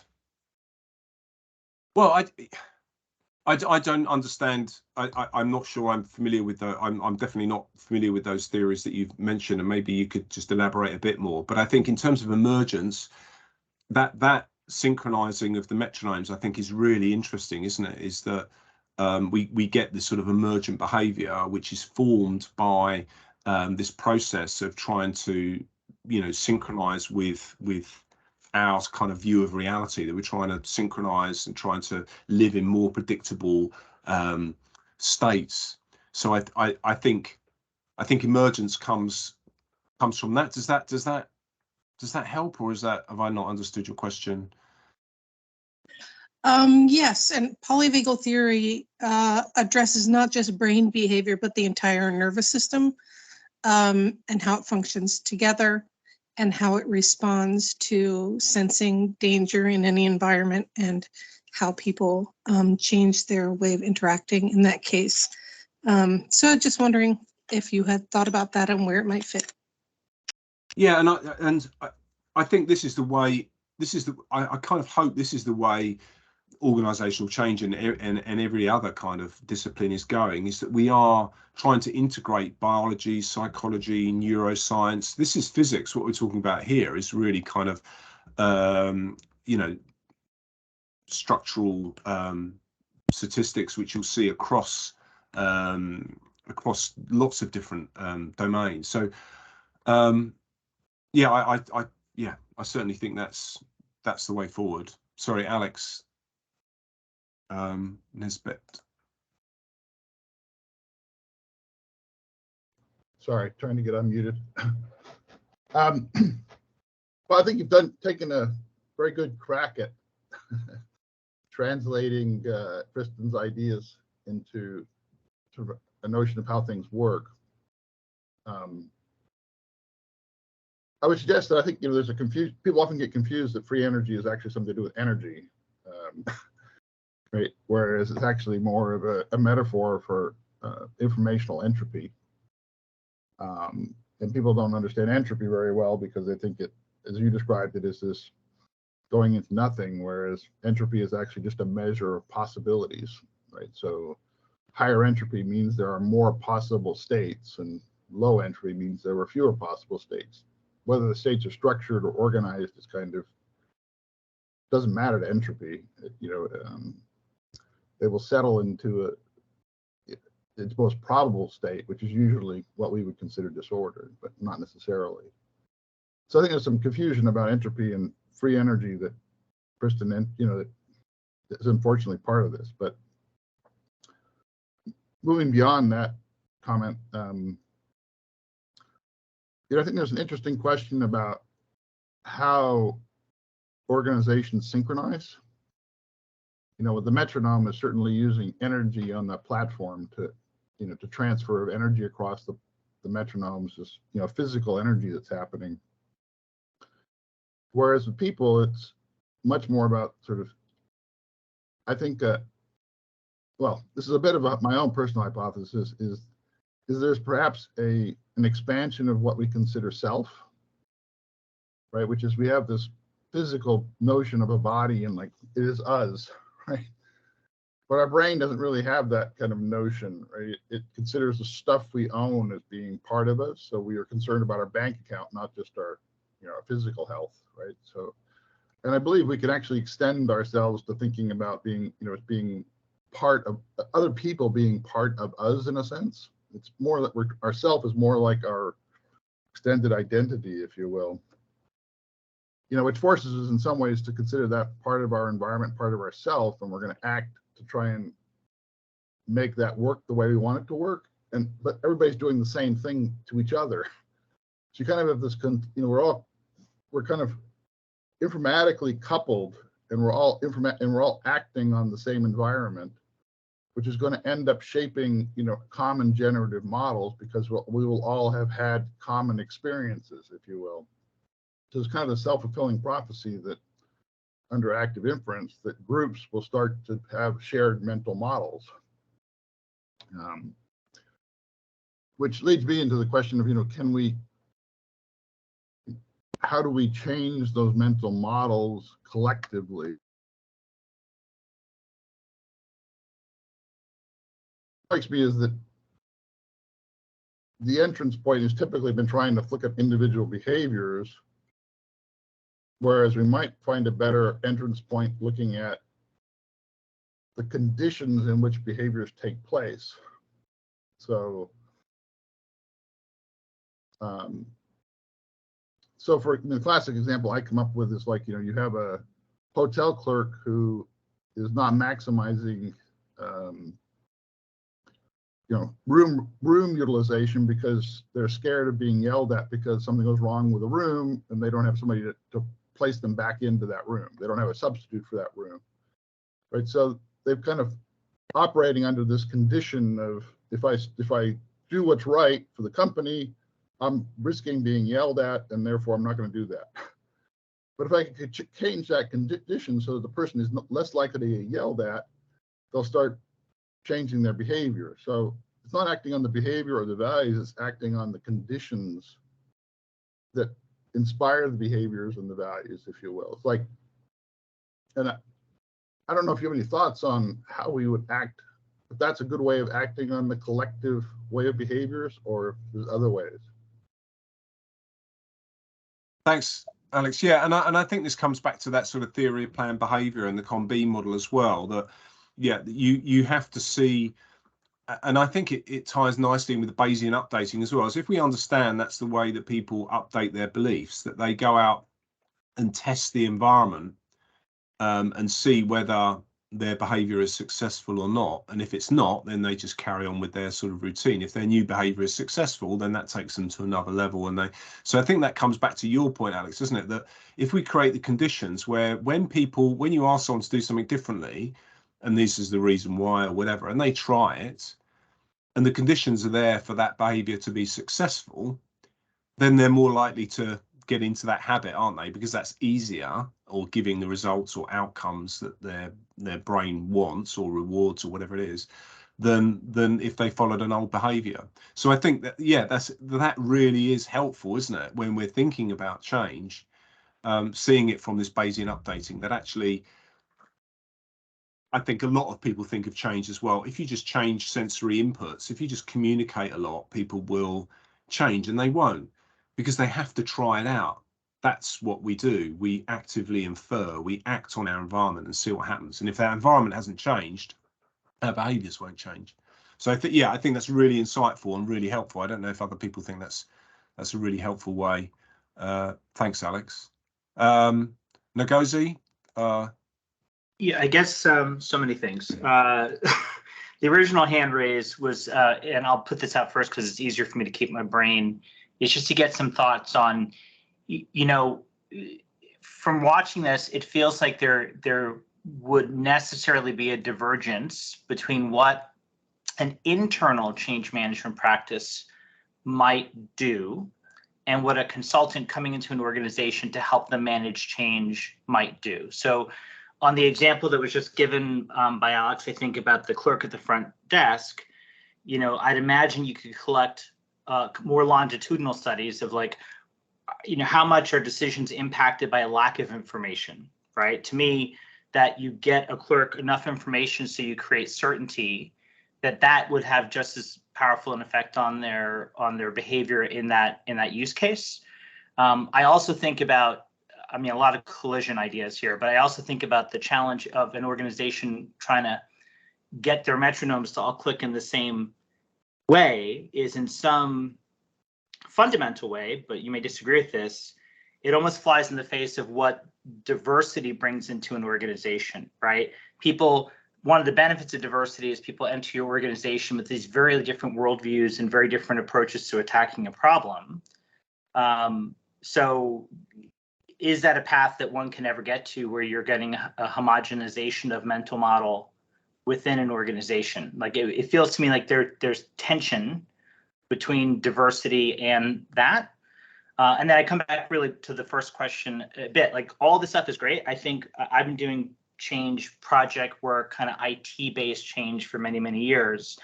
And I think that to really use neuroscience, almost the best model for that, which many organizations get wrong, is some type of a CMO, like a change management office, that you can actually put practices in place to help gather this data to help an organization in the long term through change.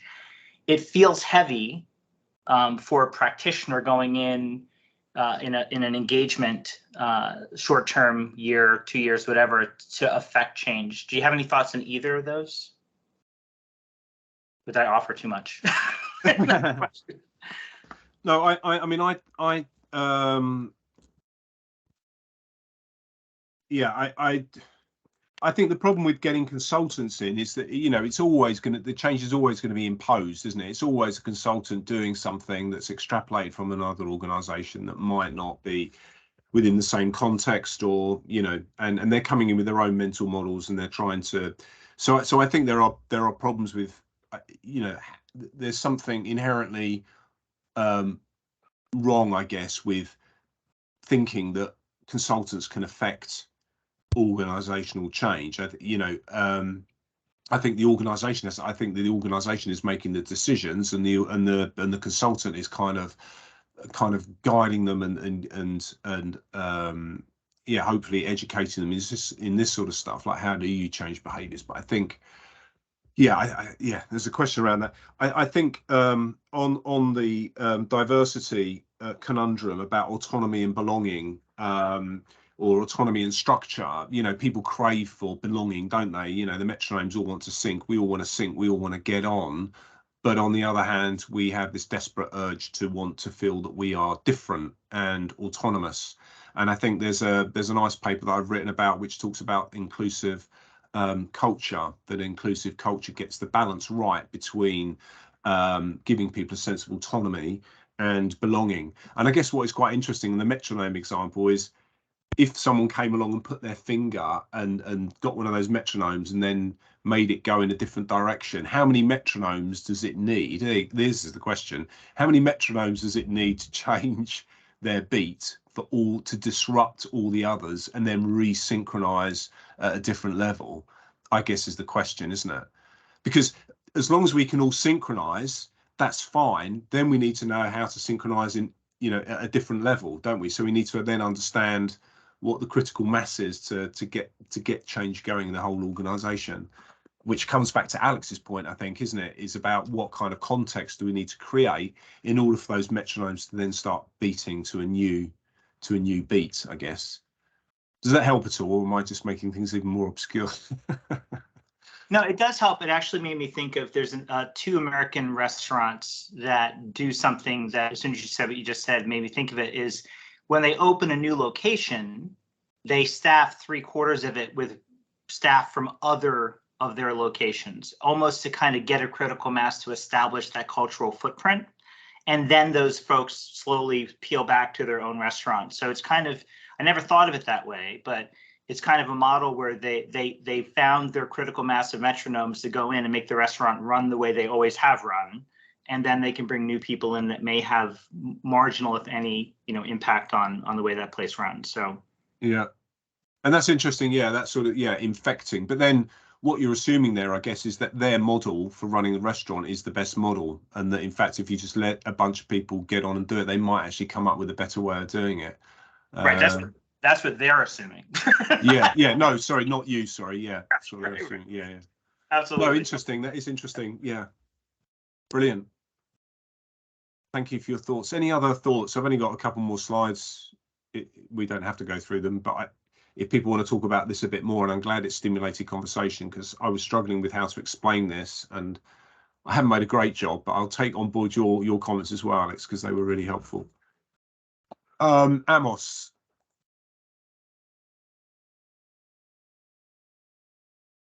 Amos Benning. I had mute on. I was wondering whether or not there's any value in differentiating compliance and commitment. Simply getting everybody to move in the same direction certainly suggests folks are compliant and makes you feel better. But the question then becomes, how committed are they to the change? Is this a difference without a distinction, or what are your thoughts? Yeah, I mean that idea of sort of compliance and consult and co-create. I mean, the compliance is very much around non-negotiable behaviours, which is around you know, say duty of care or financial issues, I guess. Yeah, and certainly I don't think compliance is changed, because I think, yeah, you can always ultimately threaten people, can't you? And you can make the disincentives large enough to create compliance. And I don't think that's changed, because it's, you know, yeah, change happens at a different level, doesn't it, than just yeah. I don't, yeah, and compliance, you don't necessarily get commitment, as you say, as well. And I think most of the evidence behind this sort of suggests as soon as you remove the downside of any compliance, then people just go back to what they were doing before anyway. So it's not sustainable. So it's a sort of caged behavioural change, isn't it, as it were, not a free flowing. So when you're able to co-create, was the word that you used, which I like, then you're more likely to get greater commitment if the participants are co-creating the solution with you. Yeah, well, I mean, co-creation I think is just a better response to, yeah, high levels of uncertainty where no one single person has the answer. So the best way is to try and get rid of all your cognitive biases and stop imposing views, and seek out the best available evidence, and seek out different alternative diverse views on what the potential solutions are, and co-create a kind of a new reality. And this is what an evidence-based approach to organizational change should do, is that we are, you know, basing our decisions based on a divergent view across lots of different sources of evidence, and that's good for organizational change, because it allows you to deal with unknown unknowns and complex situations, which is what most change is, I think, isn't it? Thank you. Sorry, should we, I don't know if Alex, did you want to come back on some things? Yeah, I just had a couple of suggestions on I think this goes back to one of the questions around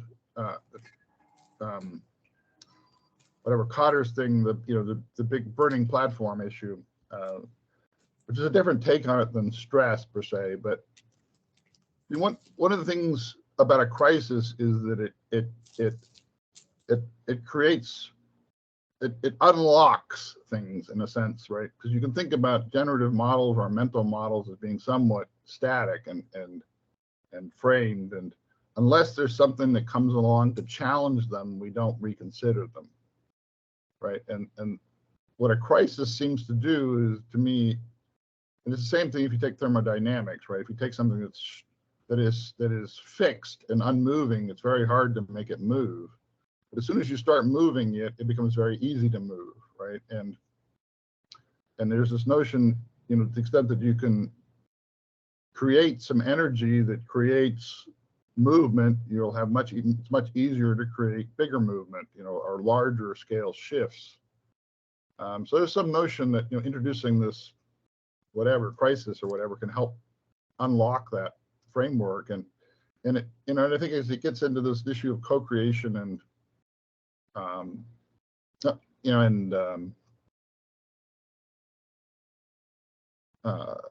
versus compliance, there's a lot of times we try and treat things as compliance problems, which are and they completely fail, which is exactly like that clerk thing. You can try and make them behave the way you want to by imposing sort of compliance related issues, when their behavior is really a reaction to their environment. Unless you really attack the environment, you can't get the behavior you want. And so, and the same thing happens, for example, in large electric company, which has a tendency to create forest fires, right? Which is they have a forest fire culture, a firefighting culture, which leads them to try and get things done quickly, which leads to shortcuts, which leads to safety issues, right? So it becomes a much more systemic cultural problem that needs to be addressed, not as a compliance issue, right, but as a change of conditions, a working conditions issue, right? So we live in this kind of sea of experiences, and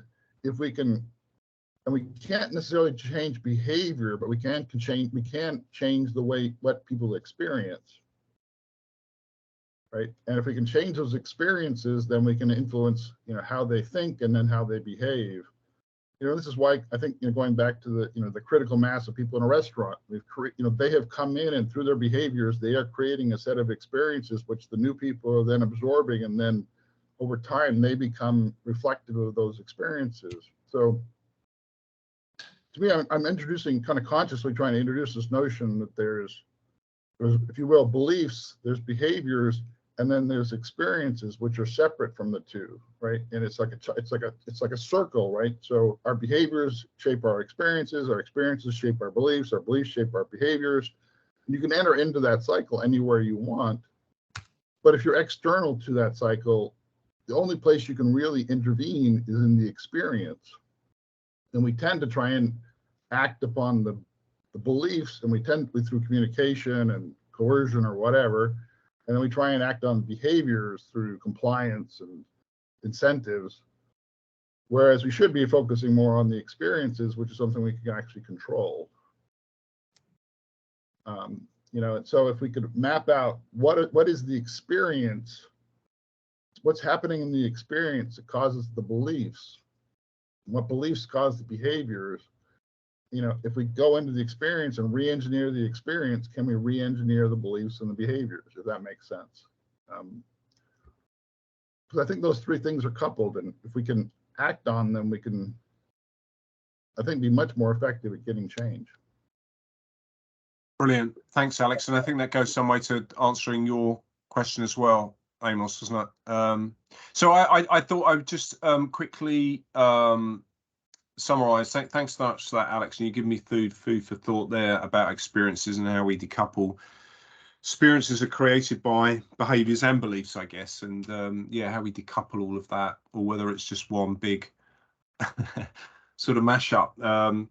Okay, so learning brain. What neuroscience is trying to do is just answer these questions. How do we learn? How does that brain store information? What role do neurons play in that process? And do memories reside in the neurons or at the synapses, which is how the neurons connect to one another, and sort of how long do these last? And these are all questions that are still very much open. So when people start to talk about neuroplasticity, or talk about how our brains learn and where information resides or memories reside or whatever, it's still very much up in the air. So do treat that with sort of critical mind. And the brain can reorganize itself in different ways. It can reorganize itself functionally. So different parts of the brain can do different things. So when people lose part of their brain, another part of their brain sort of steps in and kind of takes over. And they can structurally change as well. So we can get parts of our brain growing larger than the average. And there's this lovely summary that I found of going through different occupations and understanding what the brains were like of those different people. And this came back to the point made earlier about sort of conflict and war and what effect that might have on your brain. But this is just a summary of that, which I thought was quite interesting. Seafarers, their cerebellum, which controls your sort of posture, had a larger one of those, I guess, to deal with the moving boat, and taxi drivers obviously got better spatial orientation in their hippocampus. And so I mean, it's all very obvious stuff, but it just goes to show that we create these habits, and I guess it's that sort of 10,000 hour myth as well, isn't it? That we can recondition our brains. And then there is this idea, I'm not going to go into this because I don't really understand it very well, but long-term potentiation, which is the idea that that neurons can form sort of new pathways And you know, this idea of synaptic plasticity has been around for a while, and this idea that neurons fire together, wire together, that if you're sending the same message, then they start to coordinate. I guess a bit like the metronomes moving together. You can imagine that happening with electrical pulses in a brain and forming new pathways. But this long-term potentiation is sort of being fits and starts in the research. There's sort of like been 10-year gaps until the technologies come along for people to make any progress. But there is sort of movement in that area. And, you know, there are different types of long-term potentiation, which I found quite interesting. Is that you get very short-term new sort of habits or new learning happening, which can happen for seconds, and then you can get sort of longer term learning happening. But in order for longer term learning to happen, there needs to be a structural change within the proteins within the synapses. And so that's actually very complicated because there's multiple sort of feedback loops that happen there. So as I say, I don't really understand it, but if you want to read more, look up long-term potentiation. What we do know actually about long-term potentiation is probably one of the causes of depression, because we get into these, again, these habitual ruts, sort of a negative learning, as it were. And then there's just this stuff on the default mode. These are the different areas involved in our default mode, but I just thought this was a nice idea for organizational change, that if we want people to think about change, then they're not going to think about change whilst they're doing. And that's basically due to sort of cognitive capacity, that our brains can kind of only do one thing at a time. And if they're focused on, you know, delivering or doing or operational work, then they're not going to be able to think sort of out of the box and be reflective on their behaviors and really try and understand how behavioral change might help them. So I thought that was useful. So please, yeah, Google default network and have a read about that, because it's actually quite interesting. And that was just the difference between default network, sort of being and doing states, sort of task orientated states, and a sort of default network state. I mean, someone referred, quite nice to end on this, using psychedelic drugs in terms of organizational change. These are some of the interventions that we know work for getting that sort of reflective state, and I'm sure coaching kind of helps as well. But yeah, I just thought that was some interesting stuff of what does work. So yeah, I guess we've come to the end. I was just interested in what your reflections were on whether this is helpful for organizational change. And I just had some reflections here, that, you know, the context, as you were saying, Alex, is everything. We need to stay up to date if we're going to be effective organizational change practitioners. We've got to constantly challenge our own assumptions. And we're going to create these introspective spaces to allow others to challenge theirs. And I think applying pressure doesn't help. That's, you know, one overriding finding, that you're not going to get people to change by turning the screw, as it were. Great, thank you so much, everybody, for coming. We got 2 minutes if people want to put their hands up. Amos, did you want to say something else, or you? No, I'm fine. Thank you. Brilliant. Thank you very much for your contribution. Thanks, Sarah. Thank you. Thank you, Elaine. As I said at the beginning, you've probably been more confused at the end than you started, but hopefully it's given you some food for thought and a different perspective. So thank you. Thanks, Andrea. Thank you very much, Catherine. Thanks, Zena. Thanks, Emma. So I'll close the call now. Thank you so much for all your comments and for coming. Thanks for Alex to talk. My Thanks, chat's Alex. not working. I'm in as a guest, so I figured I'd just get it out verbally. Thank you. All right, thanks a lot. Yeah. I think I'm going to go straight to bed now and try and kick this COVID. Thanks, Karen. Thanks, Tamara. Okay, see you soon. Hopefully you can join us for future sessions. Thanks very much. Thanks, everybody. Bye-bye. Thank you. Bye. Thanks, Sally. Cheers. Right, I'll stop.